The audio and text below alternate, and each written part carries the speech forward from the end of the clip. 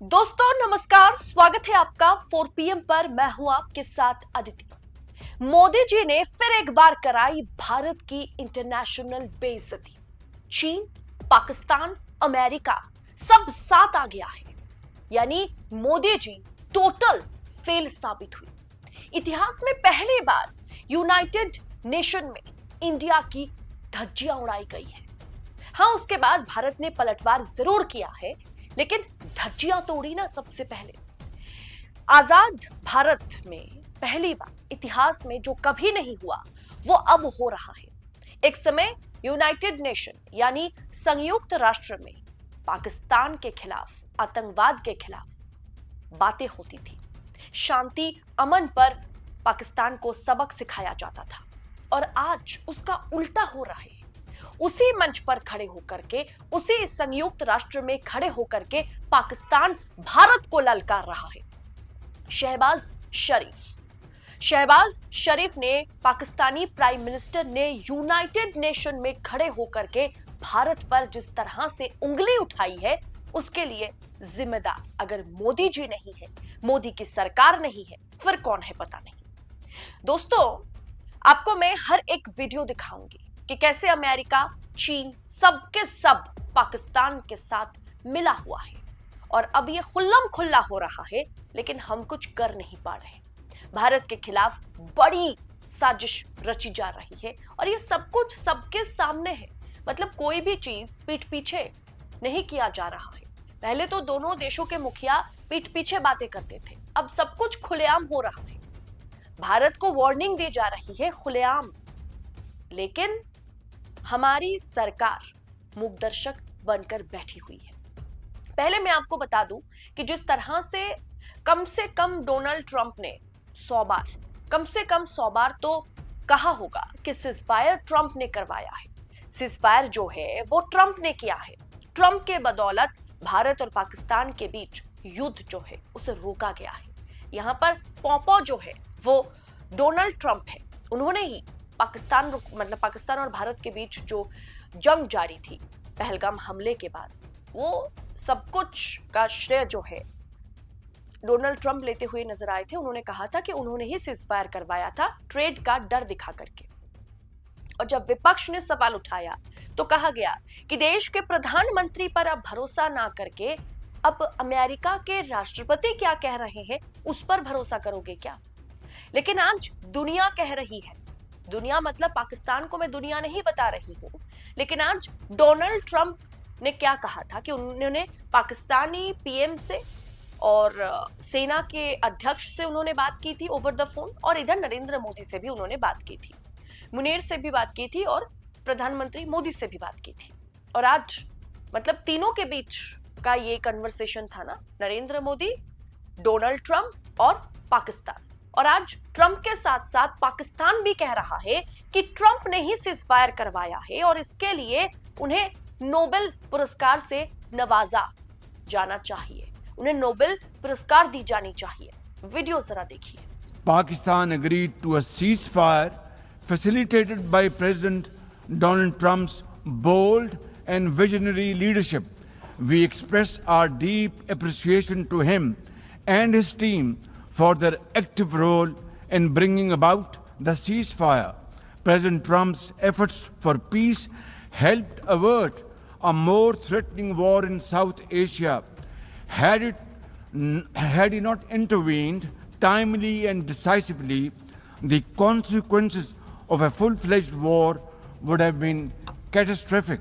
Who would have lived to tell what happened? And therefore, in recognition of President Trump's wonderful and outstanding contribution to promote peace in our part of the world, Pakistan nominated him for Nobel Peace Prize. And I think this is the least we could do for his love for peace. And I think truly he's a man of peace. इतना ही नहीं दोस्तों, वो कहते हैं कि भारत के साथ लड़ाई लड़ते समय उनका साथ चाइना ने खूब दिया है। चाइना हमेशा से उनका साथ देता रहा, खड़ा रहा। चीन ने हमारी बहुत मदद की है और कई देशों का नाम वो लेते हैं। पहले सुनिए उन्होंने किन किन देशों का नाम लिया है। We're also grateful to our friends and partners, including China, Turkey, Saudi Arabia, Qatar, Azerbaijan, Iran, UAE, and of course, UN Secretary General for extending their diplomatic support to Pakistan at this crucial time. Excellencies, we have won the war, and now we seek to win peace in our part of the world. And this is my most sincere and serious offer before this august assembly of the world nations. Pakistan stands ready for a composite, comprehensive and result-oriented dialogue with India on all outstanding issues. तो दोस्तों, मोदी जी ने जो delegation अलग अलग देशों में भेजा था, आपको पता होगा, सभी अक्रॉस दी पार्टी लाइन जा करके नरेंद्र मोदी ने अलग अलग पार्टी के सांसदों को इनवाइट किया था और एक डेलीगेशन टीम को, अलग अलग डेलीगेशन टीम को बाहर भेजा गया था, अलग अलग देश भेजा गया था समझाने के लिए कि ये सीजफायर हो, चाहे ऑपरेशन सिंदूर हो या पहलगाम हमला हो, इन तमाम चीजों में क्या कुछ भारत की ओर से किया गया है, इसके लिए भेजा गया था। और सरकार ने यह दावा किया था कि ये डेलीगेशन मीटिंग जो है अलग अलग देशों के प्रमुखों के साथ, ये सक्सेसफुल रहा। मतलब ये मीटिंग जो है ये सक्सेसफुल रही, ये मुलाकात हो या आप कह सकते हैं कि वार्तालाप हो, बातचीत हो, ये सब कुछ सक्सेसफुल रहा। लेकिन दोस्तों, अब पता चल रहा है कि ज्यादातर कंट्रीज, सभी मुस्लिम कंट्रीज तो पाकिस्तान के सपोर्ट में खड़ा है, भारत के सपोर्ट में तो कोई है ही नहीं। अब इसके बाद भारत ने भी जवाब दिया है। भारत ने साफ कहा है कि मतलब एक तरीके से शहबाज शरीफ जो है वो कह रहे थे कि हमारी जीत हुई है। मतलब भारत पाकिस्तान में जो लड़ाई चल रही थी पहलगाम हमले के बाद, ऑपरेशन सिंदूर के दौरान, जीत उनकी हुई है। तो हमारे देश की ओर से ये कहा गया यूनाइटेड नेशन में कि अगर नष्ट हुए रनवे, जले हुए हैंगर जीत की तरह दिखता है तो मुबारक हो पाकिस्तान को।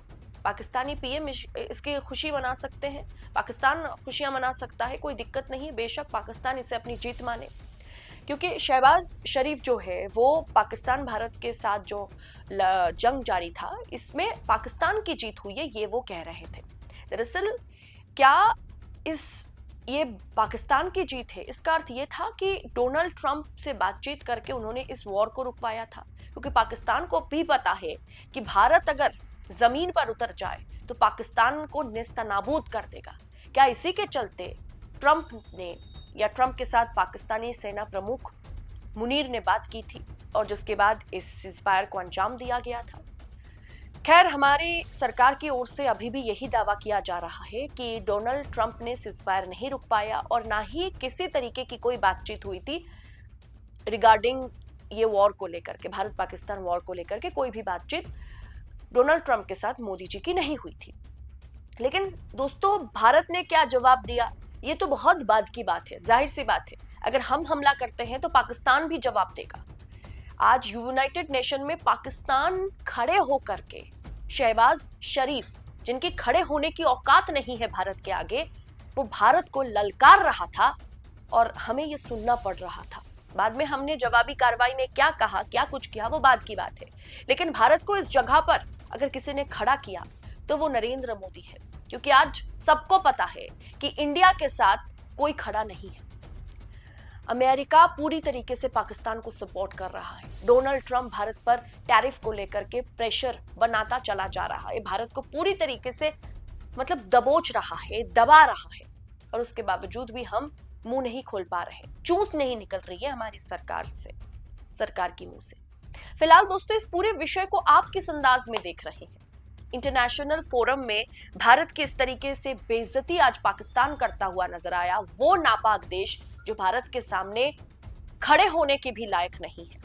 लेकिन आज इंटरनेशनल फोरम में भारत की इस तरीके से बेइज्जती हुई, इसके लिए आप किसे जिम्मेदार मानते हैं? कमेंट बॉक्स में अपनी राय हमारे साथ शेयर कीजिएगा। सवाल यह भी है कि अगर भारत का डंका बाहर में बजेगा तो वो मोदी जी का डंका है, और अगर भारत की इंटरनेशनल फोरम में इस तरीके की बेइज्जती हुई तो ये बेइज्जती के जिम्मेदार मोदी नहीं है, फिर कौन है? बताइएगा कमेंट बॉक्स में। फिलहाल मुझे दीजिए इजाजत। बहुत बहुत शुक्रिया आप सभी का। चैनल के साथ यूं ही बने रहे, 4 PM देखते रहें और आजाद मीडिया को अपना भरपूर सपोर्ट दें। बहुत बहुत शुक्रिया आप सभी का। जय हिंद, जय भारत।